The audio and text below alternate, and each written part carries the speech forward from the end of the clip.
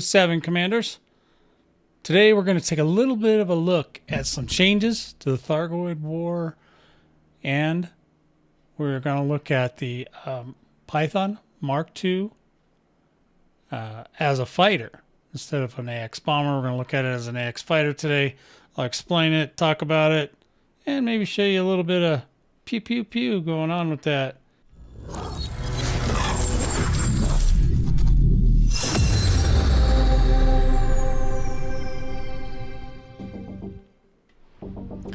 Alrighty, Commanders, here we are.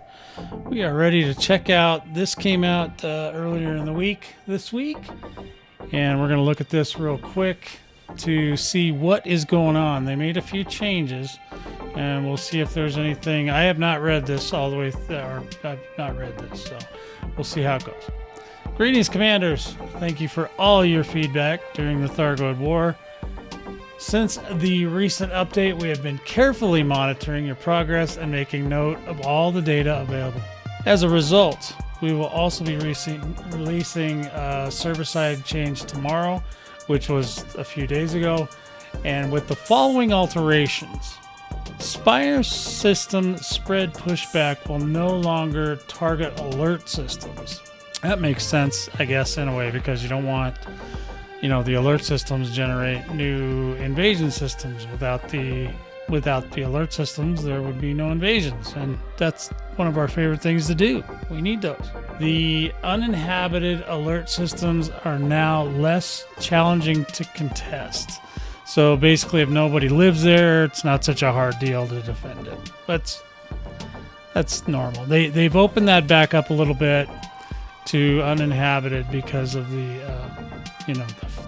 when they had it full throttle at the very beginning. They had it full throttle, and they were literally taking over huge swaths of space. It's space is a lot bigger than you think. Once you start jumping, doing smaller jumps around the systems, you'll notice that there's a whole bunch of stars you may never see that are right in your backyard. So that's kind of what I think they're trying to do there. Just keep it so that we can keep that under control a little bit better. Additionally, alternative activities to Orthrus hunting within these systems, escape pod rescues or interceptor hunting have received significant boosts to war contribution. Now, that's actually pretty good. I wish that they paid a little more. I think one of the biggest problems with the rescues is that the pay for them is just terrible comparatively to, if you kill a Cyclops or an Orthrus or whatever, you're literally getting millions of dollars. When you're rescuing people, you get here's 5,000 credits, guys, thanks. It doesn't feel very good. So I know people still do it because some people, that's just their gig. That's what they want to do. They don't care about anything else. But I wish it paid a lot more. It should pay a lot more. Just like war does, they're risking their lives. They have to go in there, get the humans out, and then they have to fly away with them. They probably get interdicted by scythes the whole way back, getting their cargo wrecked, getting stolen. It's going to be pretty stressful for a rescue pilot. They're not usually equipped to combat the scythes or anything else for that matter. Basilisk, Medusa, and Hydra interceptor types have received further boosts to war contribution. Okay, that's fine. I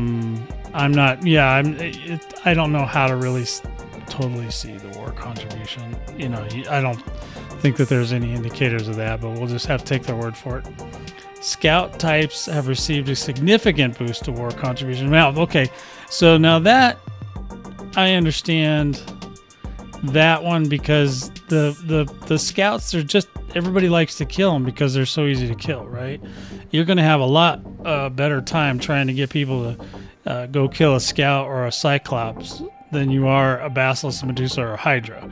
Okay, because those things are not really meant to be soloed. You can. I'm not saying you can't do it. I'm just saying that they weren't meant to be soloed. and you can tell because they're just ridiculous. It takes you like, anything that takes a solo person like an hour and a half to kill, that's probably wasn't intended for, solo people. That's for like the crazy good pilots that have lots of time on their hands and don't mind doing it. Okay, now in addition, the Spire system in Hades sector DX-H space A11-1 incorrectly received spread pushback from another Spire system. Spire systems should always be immune to any form of spread pushback, so this was unintentional.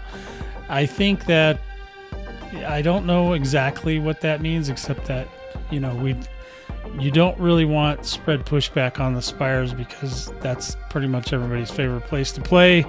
And if you have spread pushback on them, it could kill them before their time, and that could hurt the Titan as well prematurely. On the Thursday turn, Hades sector DX-H A11-1 will have 25% removed from progress, and 25% will be added to the next furthest system, Hades sector ST-Q B5-2. We hope with these changes you find it easier to go on the offensive against the Thargoid threat. Now, I think that I noticed there was another post I don't have in front of me here. There was another post the other day. They were talking about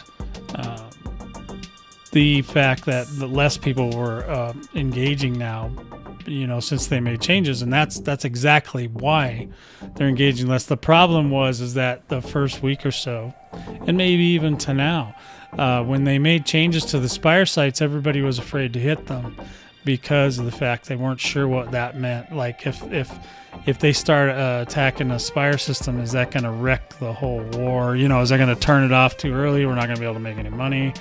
People are still going to want to go grind there. That's a great farm. I mean, that's one of the best game loops there is as far as just grinding for cash. And whether it's 40 million or 30 million or 15 million, it's always going to be a good spot to go because the Orthrus are not hard to kill.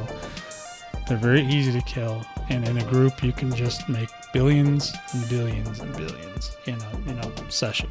So yeah, I think that's the way that is. I'm going to show you the war this week. We're going to be looking at DCOH.watch. If you're not using this site, you're just missing out on the whole ball of wax, baby.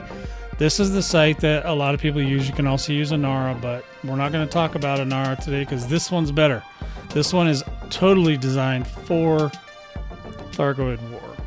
Okay? So as you can see on here, I'll tell you right now, there are no invasions today. So if there were any, they've been cleared. I mean, it is, Thursday, a couple days ago. I'm a little late to the party, so we're not going to get to any invasions today. But there are a lot of other things you can do. And mostly with, they would be the conflict zones and stuff like that. Any controlled system should have conflict zones in it. And I've showed in previous videos how to do that. If you're having trouble finding any of my videos, look in the live section because I do a lot of my stuff live. And at the beginning, I usually give a spiel like this, and then I move on to actual play. Okay, so here is what's going on. So there's a lot of control systems. There's some alert systems. Now the alert systems, like they were saying, they should be easier. If you go to an alert system, any alert system, just make sure that you either scan, if there's a population, you can scan the nav beacon and find the location of all the things. Otherwise, you have to use your DSS scanners or whatever to find the location of all the stuff. And you have to, you can filter that. You can actually look over here, and if you go into your filters, see your filters there on the left, go into your filters and go to signal sources. Okay, select that only, and then when you're looking at the map, then you'll only see, now this, of course, I'm in an empty sector, so we're not going to find any signal sources here. But then you can kind of see on your list, once you either scan the nav beacon or use your DSS, if you have to use that, then, then you can find the signal source, and it's called a non-human signal source class 4. That's the only place you can find Orthrus. You basically go in there. I have videos about this too. You can go back and look at them. But you go to a class 4, and then you pop out, and you'll see, most of the time, you'll see a little probe in the center of your area there. And within 30 seconds, an Orthrus may or may not pop out. If the Orthrus pops out, you go ahead and you dispatch it for it. And then you'll get attacked by scouts, so you don't want to stay there. You want to move on and get back out and look for another signal source. And you just do that, rinse and repeat a million times. On the DCOH, you can tell how far along alert is. So for example, like 68 Tari right now, that alert is 100% cleared. You won't find any Orthrus there. May not. Okay, here's one that's 0%. 4 days and over by Koji. How do you say that? Kojijo? Anyway, that one's at 0%. So you could technically find Orthrus there. However, I'm skeptical because it's at 0% and it's Saturday. So it may be kind of a dud, or the alert system's in a place that's so far away. Sometimes those signal sources pop open a million miles away, and sometimes they don't pop open at all. You just have to watch. It's one of those things. If you scan, if there's no population, it's really difficult to get. You can't scan the nav beacon. Things take longer. It's just kind of annoying. So, in any event, that's probably what's going on there. Now, any controlled system you can go into and fight. Now, the build we're going to be looking at today is the Mark II Stellar, right? That I have shredded and made into an AX bomber, but now we're going to look at it from another perspective. We're going to look at it from the AX fighter. AX fighter this is really good for invasions. Okay, so we're not talking about Orthrus here. We're not talking about anything else. We're talking about invasions. You could technically use this at a Spire site. However, there are better options out there.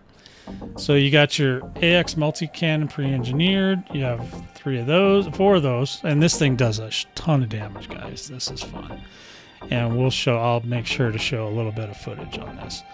I got 2 beam lasers on here. Don't necessarily need 2 beam lasers, but I just have them, and they work fine. You use these to keep your ship cooler if you want.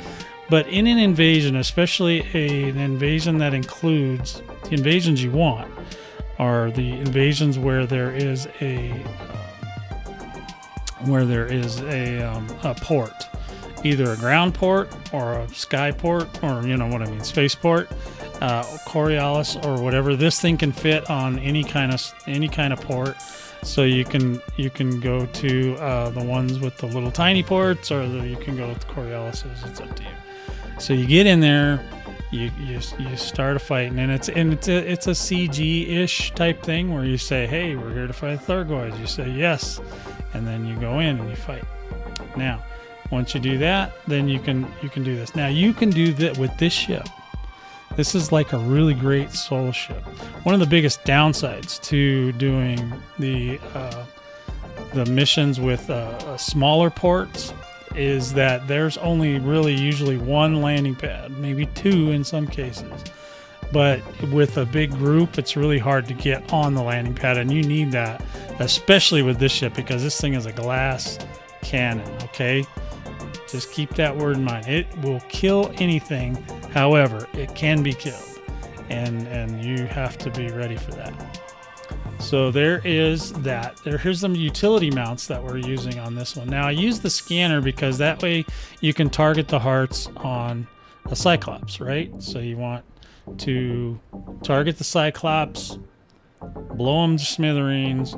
You need to scan him or her so that you get the location of the hearts. And then you sub-target the hearts for each one. If you don't know how to do that, I might have a video about that as well. I mean, I've done a lot of videos on this. I did a video the other day, maybe last weekend on doing this same process with a crate. So if you want to watch that, check it out. It's on the channel. Shutdown field neutralizer. You need that, obviously. This is mostly, you know, when a Cyclops appears, it's going to burst right away. And I think it does it with all of them. All the interceptors kind of do this. When they appear, they're going to burst. And then once you shoot a certain number of hearts from it, it's going to burst again. Okay. Now keep in mind too, this ship has no repair or anything, so you're going to have to be careful. And you can also use it to reload. So you can use as many bullets as you want on these invasions. So then you got your caustic sink launchers and your heat sink launchers. Now you can do any combination of these. The caustic sinks are mostly you get bombed by either the Cyclops or the scouts. Now in an invasion, especially the small port invasions, only thing that usually comes out is a Cyclops. So you just basically hitting Cyclops, hitting Cyclops, hitting Cyclops. You can drop down, you can go into the station and check the missions as well and pick up anything that says it's a Cyclops mission. Scouts, not so much. I mean, you can do it if the reward's nice, but mostly Cyclops, what they give you is they give you parts. They give you materials, and high grade materials too, grade 5 materials. So that's a really cool thing to get. We did the utilities. We're going to go to the core internals. Pretty much basically everything's the same. You can use the lightweight alloys and you can modify them if you want. Heavy duty armor deplating, that's very standard. Actually, this ship comes with that on there, so you don't have to even worry about that one. This is the stellar version, so it's a little more expensive than the regular version until August, and then I think you can buy both of them for credits. Power plant, obviously low emissions thermal spread comes on the ship. It's great. Thrusters clean drive tuning and drag drives. The reason they do that with clean is it'll hide easier. It'll stay cooler. It'll hide easier from the Thargoids, and this ship is so ridiculously fast you don't have to worry about it. Your SCO drive comes with it. Oh my goodness, comes with it, and it's got the increased FSD range and a thermal spread, keeps it cooler. This ship runs really hot, so it's good to have that. Your life support system, miscellaneous, lightweight, just gives you a little bit more jump range. Power distributor, obviously you want the charge enhanced and super conduits. That's pretty standard on any AX ship, is the charge enhanced and super conduits. Then the sensors, lightweight sensors, and they are pretty. I don't remember if they were in. I don't think they were engineered, but they were definitely on the ship. And then you got your fuel tank, right? So that comes with. Those all come with it. You might have to engineer them, but you don't have to. You don't have to buy the parts, and it all adds to the low rebuy cost on this thing. Now this thing has been stripped because I took off a lot of the stuff. This thing was originally designed as a shield tank. I've got it working as a hull tank right now. So your optional internals, obviously you want your heavy duty hull reinforcements all the way down, right? Heavy duty deep plating all the way down. I have an extra module of reinforcement. This was a change I had to make.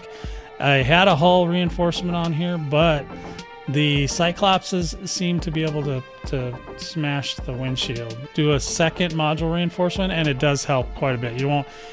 If you don't have the second module reinforcement, you're going to start hearing cracking on your windshield like at 80%, and that's usually too high. You just throw on another one, and then you will still hear crackling, but it won't start till about 30 to 20% module reinforced. This is the one that comes with it. That's fine. And then you don't have, I know somebody's going to tell me you don't need that. I know you don't need that for an invasion because the auto docking does not work at an invasion. So, but it does work at your carrier or wherever you're going to go land afterwards. So I always put these on. And like I said, this is just to annoy the purists. So that's the build basically. And, you can obviously fit it to match your preferences. This is what I use, and it works great. I did some runs last week with it, and I just had a blast. And unfortunately, there's no invasions this week, or else I would do a live stream with it as well. The next time there are invasions, I will bring this ship out again. Unless we get to the next Titan, in which case I have to turn this thing back into a bomber. So, if you have any questions, please let me know. There you go, guys. That's what we're going to try it out. And you guys give me any feedback in the comments below, and I will talk to you, Commanders, next time.